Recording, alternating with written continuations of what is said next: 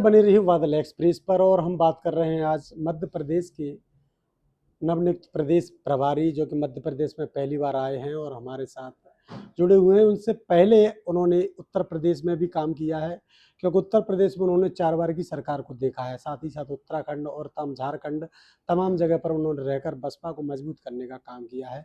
मध्य प्रदेश में उनके क्या कुछ नए प्लान हैं, उनको लेकर आए हैं। तो हमारे साथ मोहित आनंद जी हैं। आनंद जी, आपका स्वागत है। सबसे पहले तो बहुजन समाज पार्टी के राष्ट्रीय अध्यक्ष आदरणीय बहन कुमारी मायावती जी का हम बहुत बहुत धन्यवाद करते हैं, जिन्होंने हमें बड़े विश्वास के साथ हमें मध्य प्रदेश की धरती पे भेजने का काम किया।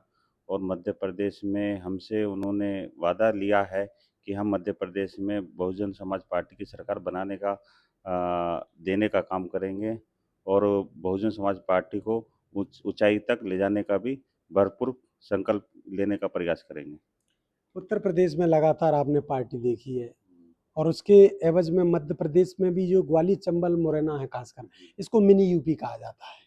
इसमें आप लगातार 3-4 दिन से इधर ही हो। आप किस प्रकार से देख रहे हैं यहाँ के अभी जो वोटर्स है या फिर जो कार्यकर्ता है, क्या काम करने की रुचि जो आपने देखी है, किस प्रकार से उसको देख रहे हैं आप?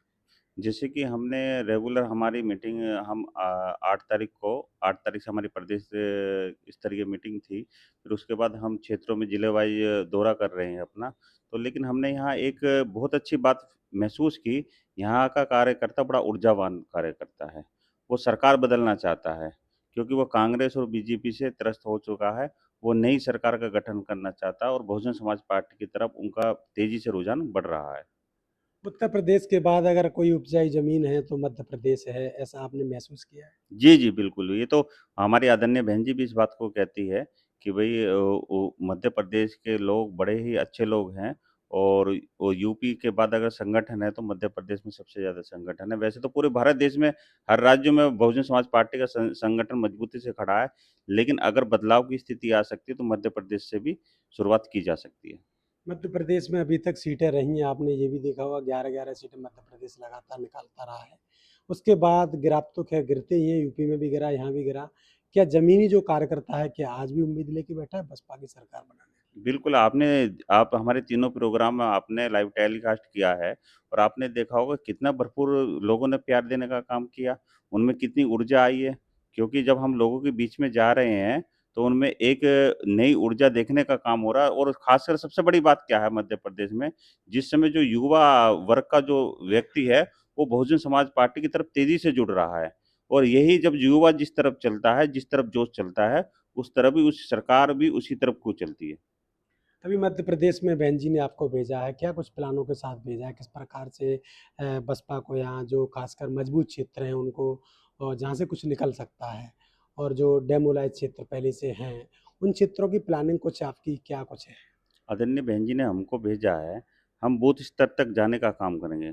बूथ स्तर पे मैं स्वयं जाने का काम करूँगा, वहाँ बूथ स्तर की समीक्षा करने का काम करेंगे, सेक्टर की समीक्षा करने का काम करेंगे, जिला स्तर की समीक्षा करने का काम करेंगे। जहाँ अगर थोड़ी बहुत जो भी कमियाँ होंगी, उसको भी दूर करने का काम करेंगे और ये हम आपके कैमरे के माध्यम से ये कहना चाहते हैं, अगर बहुजन समाज पार्टी के अलावा इस मध्य प्रदेश में किसी की सरकार नहीं बनेगी। अगर हम पूर्ण बहुमत की सरकार नहीं ला पाए, तो मैं आपसे दावे के साथ कह सकता हूँ कि बिना बहुजन समाज पार्टी के सरकार भी मध्य प्रदेश में 2028 में बिल्कुल नहीं बनेगी। कारण ये है कि उसके पीछे सरकार तो बनाने की बात ठीक है आपकी बिल्कुल, लेकिन जो खासकर जो गरीब तबके का जो वोटर है, खासकर जो बसपा का वोटर कह सकते हैं उसको, तो वो वोटर कहीं न कहीं उस समय गुमराह हो जाता है। अपन उसको कोऑपरेट नहीं कर पाते। उसी उसी पैटर्न पे हम काम कर रहे हैं, क्योंकि जो सरकार है लुभावने वादे करके चली जाती है, जिससे हमारा वोटर गुमराह हो जाता है।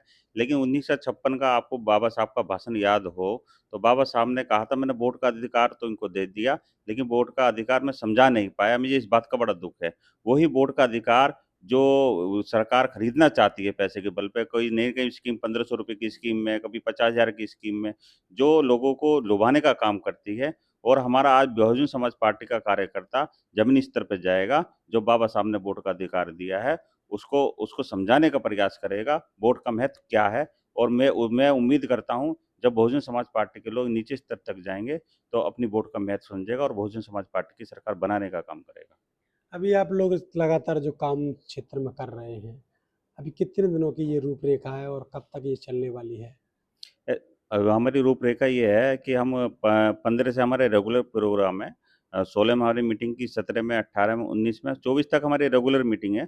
उसके बाद हमें 2-3 दिन का गैप देके फिर हम 6-7 जिलों की फिर रेगुलर एक साथ कार्यक्रम होंगे, जिसमें कार्यकर्ताओं में जोश ऊर्जा देने का काम करेंगे, उनको बहुजन समाज पार्टी की नीति-रीति समझाने का भी काम करेंगे।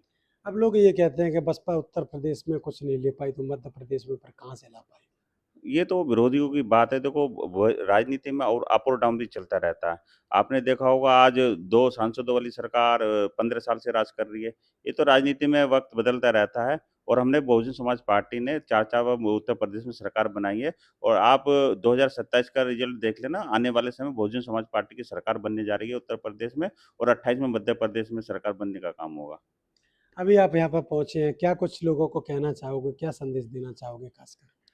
हम मेरा लास्ट में यही कहना है कि बहुजन समाज पार्टी ही देश में एक ऐसी पार्टी है, जो गरीबों की, अति पिछड़ों की, श्रमणों की, जो सर्व समाज की बात करती है, लेकिन लुभावने वादे नहीं करती है, और जो ज़मीनी हकीकत पे जो रूपरेखा तैयार बहुजन समाज पार्टी कर सकती है, वो दूसरी कोई पार्टी नहीं कर सकती। इसलिए मेरा सभी मध्य प्रदेश के लोगों से यही कहना है कि बहुजन समाज पार्टी के साथ आएँ, उसका कार्य बढ़ाएँ। जो आपको गुमराह करने की सरकार काम कर रही है, उनको मुँह तोड़ जवाब देने का भी काम करें आप।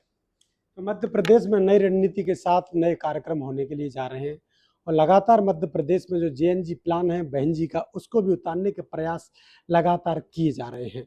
आप लोगों का क्या कुछ कहना है? कमेंट बॉक्स में राय देना ना भूलें। देखते रहिए वादल।